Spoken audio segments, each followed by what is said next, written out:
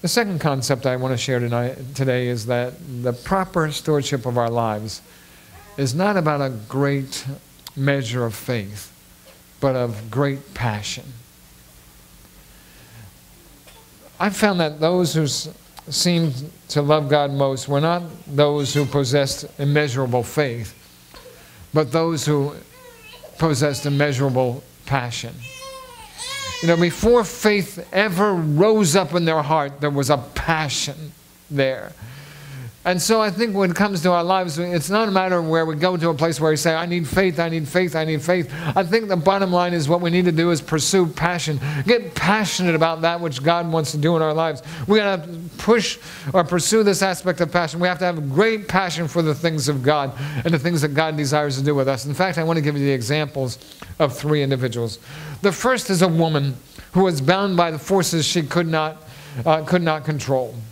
It was her greatest nightmare. As much as she longed to be like all the other women of her community, she knew she was different. Something or someone pounced on her every thought and her every desire to do what was right. The demonic was always her constant companion. And it wasn't until Jesus came and loosed her from 7 demons that she was finally free. Her name? Mary Magdalene. There was nothing in Mary when Jesus came to her that spoke of faith. But her desperate passion after that was strictly Jesus. I need Jesus. I want Jesus. Jesus is my greatest passion.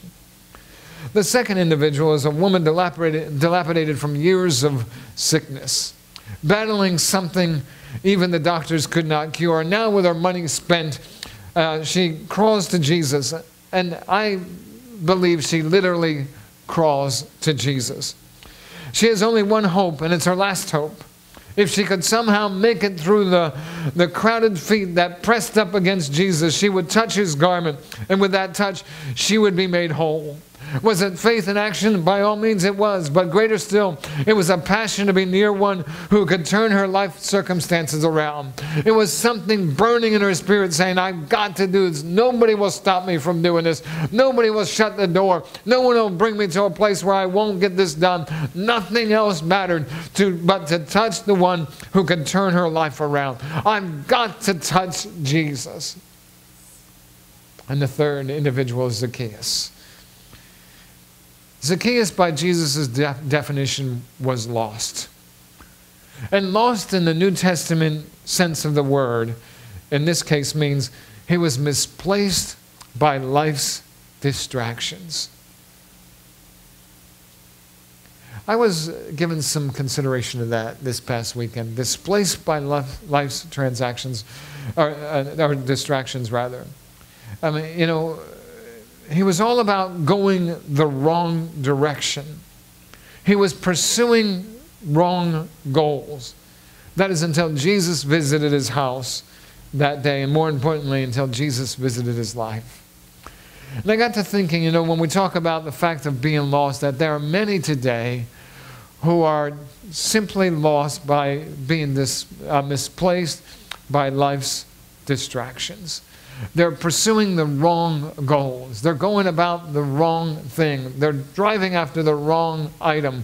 They're seeking the wrong situation. And so in that realm, they are lost. It's not like they're lost in the sense that they're damned to hell, but they have not gotten focus in regards to their lives. They have not set their lives to Christ.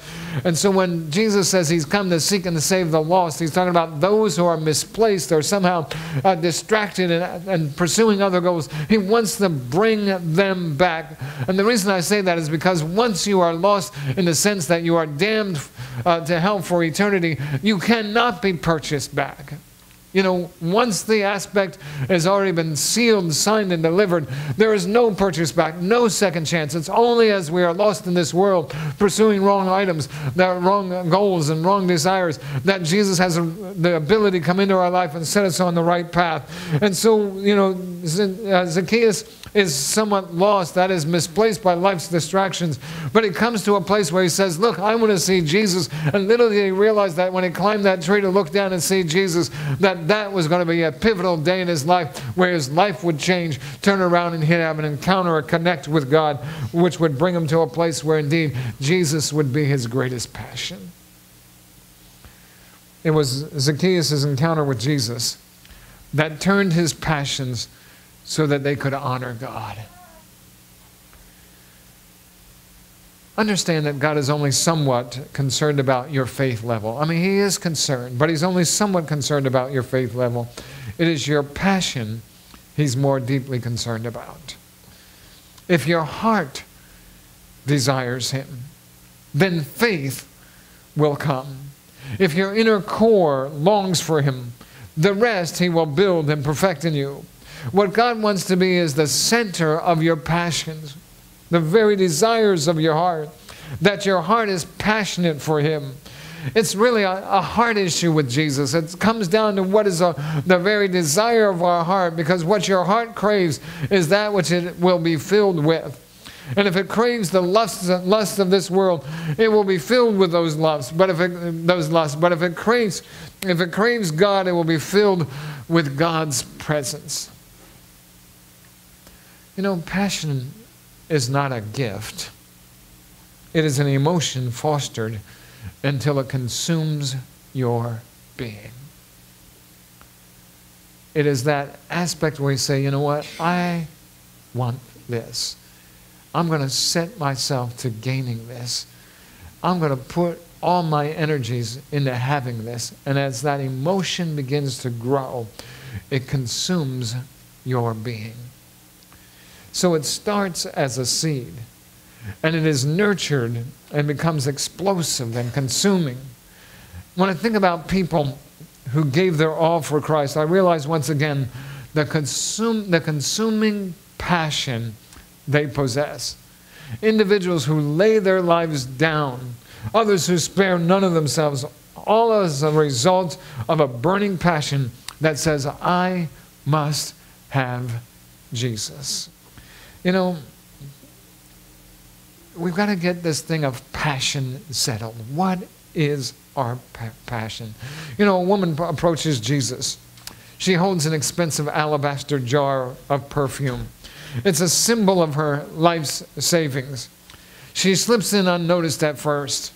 As she makes her way closer to Jesus, she begins to capture the eyes of her contemporaries.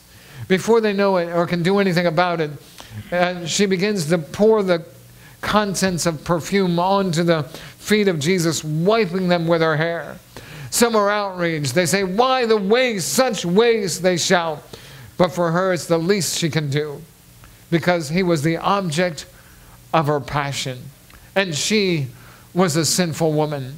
And so no expense could be spared.